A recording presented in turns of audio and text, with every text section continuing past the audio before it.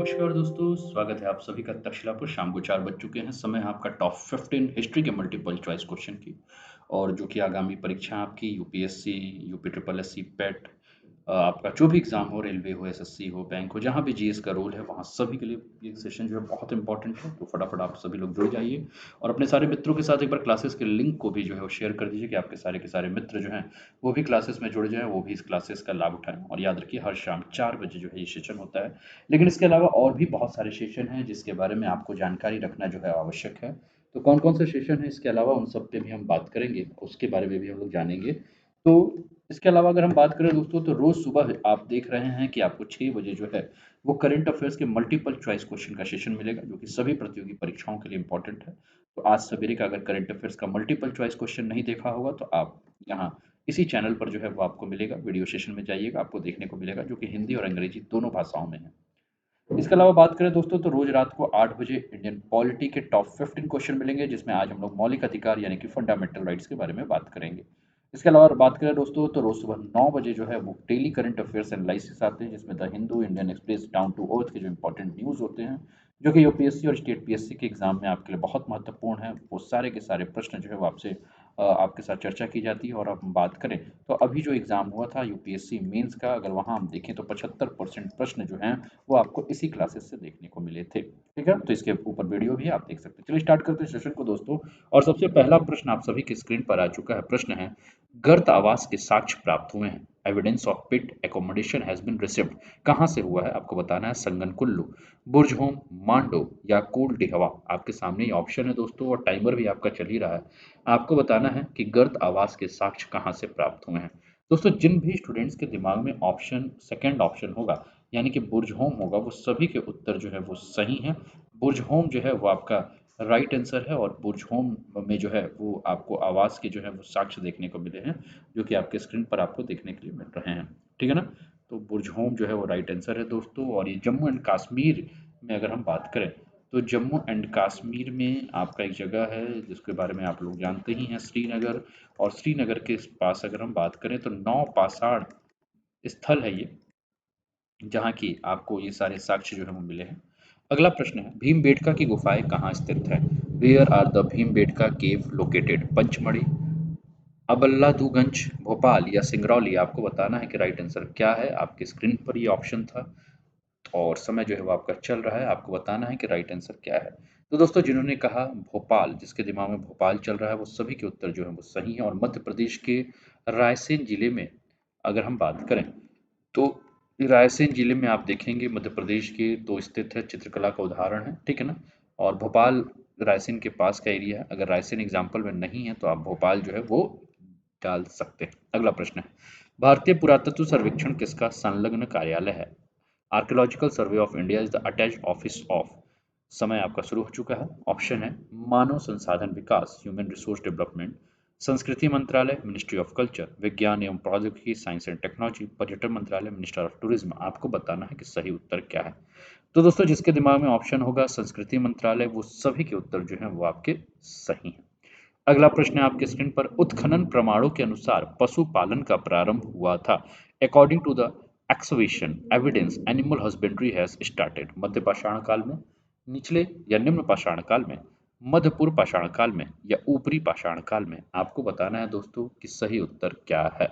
तो दोस्तों, जिसके दिमाग में उत्तर आया है मध्य पूर्व पाषाण काल यानी कि in the middle east Palaeolithic, वो सभी के उत्तर जो है वो सही हैं। और इसी समय आपने देखा था कि पशुपालन के जो साक्ष्य हैं हमें देखने को मिले हैं। अगला प्रश्न है, किस स्थल से मानव कंकाल के साथ कुत्तों का कंकाल जो है वो प्राप्त हुआ है। ठीक है ना। From which side the skeleton of a dog along with human skeleton has been found. Option है, कोट डिहवा, बुर्ज होम, ब्रह्मगिरी या चिरांद। आपके सामने चार ऑप्शन है दोस्तों, और जिसके दिमाग में उत्तर होगा बुर्ज होम, वो सभी के उत्तर जो हैं वो बिल्कुल ही सही हैं।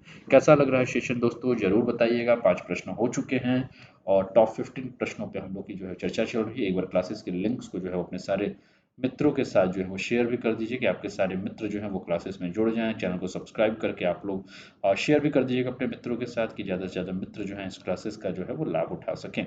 और इसके अतिरिक्त जो अन्य क्लासेस हैं उसका भी आप लोग समय पर लाभ उठाते रहिएगा। तो दोस्तों, जिन्होंने कहा बोलछुम, सभी के उत्तर जो है वो सही हैं।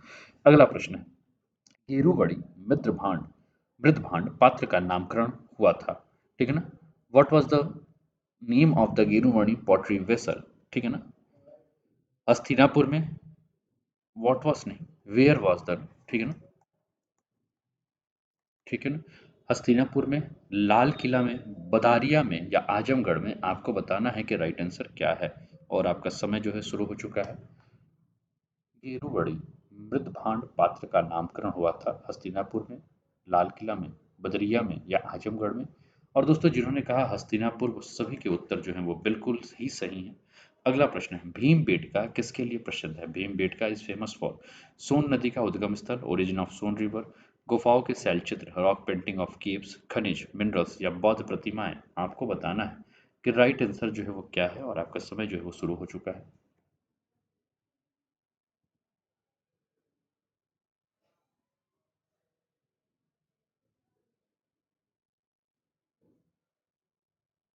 आपको सही उत्तर बताना है कि दोस्तों, कि सही उत्तर क्या है। ठीक है ना? भीमबेटका किसके लिए प्रसिद्ध है? तो दोस्तों, जिन्होंने भी कहा गुफाओं के शैलचित्र यानी कि रॉक पेंटिंग्स ऑफ केव, वो सभी के उत्तर जो हैं वाक्य सही हैं। अगला प्रश्न है, राख का टीला निम्नलिखित किस नौपाषाण काल से संबंधित है? The mount of ash is related to which of the following neolithic period? And your option is Brahmagiri, Budihal, Koldihwa या संगन कुल्लू। आपको बताना है कि राइट आंसर क्या है।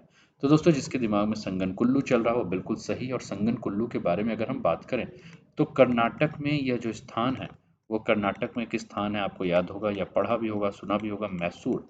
तो मैसूर के पास आप जाओगे तो एक जिला है दोस्तों जिसका नाम है वेल्लारी।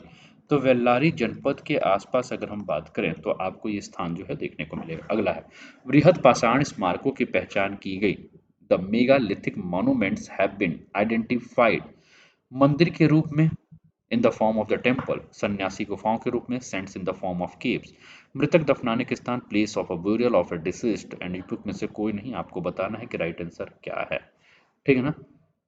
ऑप्शन आपके सामने आपके स्क्रीन पर है। बृहद पाषाण स्मारकों की पहचान की गई मंदिर के रूप में, सन्यासी गुफाओं के रूप में, मृतक दफनाने के स्थान, उपयुक्त में से कोई नहीं। तो दोस्तों, जिसके दिमाग में उत्तर आ गया होगा मृतक दफनाने के स्थान, वो सभी के उत्तर जो हैं वो सही हैं। और नवपाषाण युगीन दक्षिण भारत को में अगर हम बात करें तो शवों को जो है विभिन्न प्रकार के विशाल पाषाण खंड यानी कि बड़े बड़े पत्थर के टुकड़ों में जो है वो दफनाया जाता था, समाधि के रूप में परंपरा थी। और इसे जो एक टर्म दिया जाता था वो टर्म था आपका मेगालिथ। क्या टर्म था? मेगालिथ जो है इसके लिए एक टर्म था। अगला प्रश्न है, नौदा टोली का उत्खनन किसने किया था? Who excavated Navda Toli? And your options is Martin Wheeler, H D Sankalia, B S Bangar या के डी वाजपेयी। आपको बताना है कि which one is the right answer according to this question. Martin Wheeler, H D Sankalia, B S Bangar या K D Vajpeyi. आपको बताना है सही उत्तर क्या है दोस्तों। है ना? और आपका समय जो है वो शुरू हो चुका है। आपको सही उत्तर का जो है वो चयन करना है। आपको बताना है कि राइट आंसर जो है वो क्या है। प्रश्न कैसे लग रहे हैं कमेंट करके भी जरूर बताते चलिएगा। ठीक है।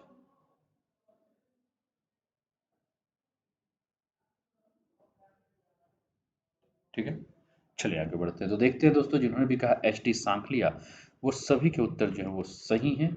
और पुणे के प्रोफेसर हैं ये एच टी सांगलिया, जिन्होंने ताम्रपाषाण ग्राम स्थल का जो है उत्खनन किया। अगला प्रश्न, किसको चाल कोथलिक युग भी कहा जाता है? Which is also called chalcolithic age? लौह युग, पुरापाषाण युग, नवपाषाण युग या ताम्रपाषाण युग? आपको बताना है कि राइट आंसर क्या है।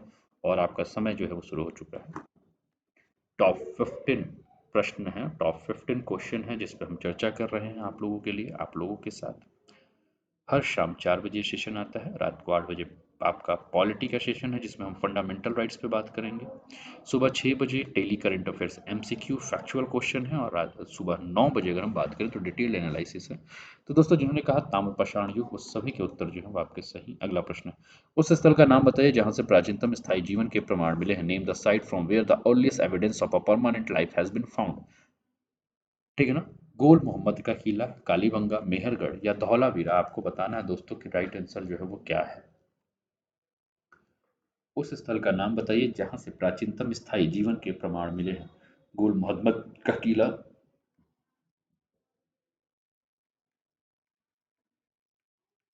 और जिन्होंने कहा मेहरगढ़, वो सभी के उत्तर जो है वो सही हैं। और इस स्थान के बारे में अगर हम बात करें दोस्तों, पश्चिमी पाकिस्तान में एक एरिया है दोस्तों जिसको कि आप बलूचिस्तान के नाम से जानते हैं।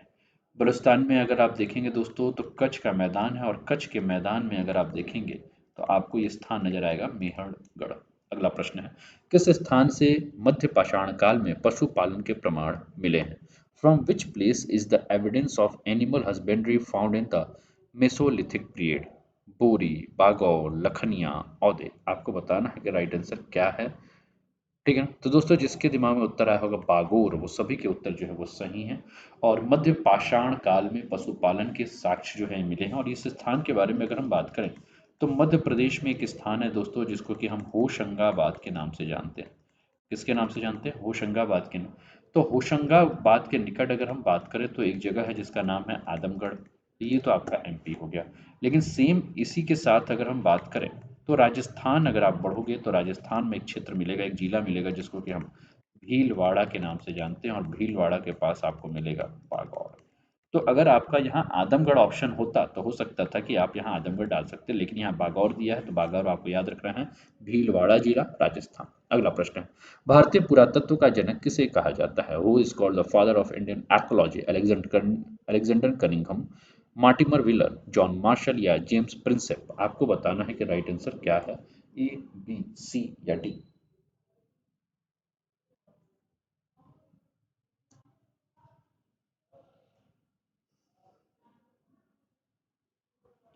तो दोस्तों जिन्होंने कहा अलेक्जेंडर कनिंघम, वो सभी के उत्तर जो है सही हैं। और बंगाल के, ये आपके अलेक्जेंडर कनिंघम के बारे में बात करें तो ये एक आर्मी ऑफिसर के रूप में जो है वो बंगाल इंजीनियर्स में जो है पोस्टेड थे। और आज का अंतिम प्रश्न है, रॉबर्ट ब्रूस फुट कौन थे। Who was Robert Bruce foot. इतिहासकार थे, वनस्पति शास्त्री थे, रसायन शास्त्री थे या भूगर्भ वैज्ञानिक थे। आपको बताना है इनके बारे में कि कौन था ये रॉबर्ट ब्रूस फुट। और आज का अंतिम प्रश्न है दोस्तों, इसके बाद हमारी जो मुलाकात होगी वो रात को 8 बजे इंडियन पॉलिटी के सेक्शन में होगी, जहां हम चर्चा करेंगे इंडियन पॉलिटी के जो टॉप 15 क्वेश्चन होंगे फंडामेंटल राइट से, वहां से। तो दोस्तों जिन्होंने भी कहा भूगर्भ वैज्ञानिक, वो सभी के उत्तर जो है सही है। जियोलॉजिस्ट जो है वो राइट आंसर है, और ब्रिटिश भूगर्भ वैज्ञानिक और पुरातात्विक थे। ठीक है ना। और 1863 में अगर हम बात करें तो इन्होंने 1863 में जो है वो भारत में जो पाषाण कालीन बस्तियां थी, पाषाणकालीन बस्तियां जो थीं, इन बस्तियों का अन्वेषण यानी कि एक्सप्लोरेशन का काम जो है इन्होंने शुरू किया। तो ये रहा दोस्तों आज का सेशन, कैसा लगा जरूर बताइएगा। चैनल पे पहली बार है तो चैनल को सब्सक्राइब कर दीजिए, बेल आइकन दबा दीजिए, अपने मित्रों के साथ जो शेयर कर दीजिए, अपने व्हाट्सअप फेसबुक का स्टेटस लगा दीजिए। और रात को 8 बजे फिर से हमारी मुलाकात होगी। तब तक अपना ध्यान रखिए, स्वस्थ रहिए, मस्त रहिए, तंदुरुस्त रहिए, हंसते खेलते मुस्कुराते हुए जीवन का आनंद लीजिए। जय हिंद, जय भारत।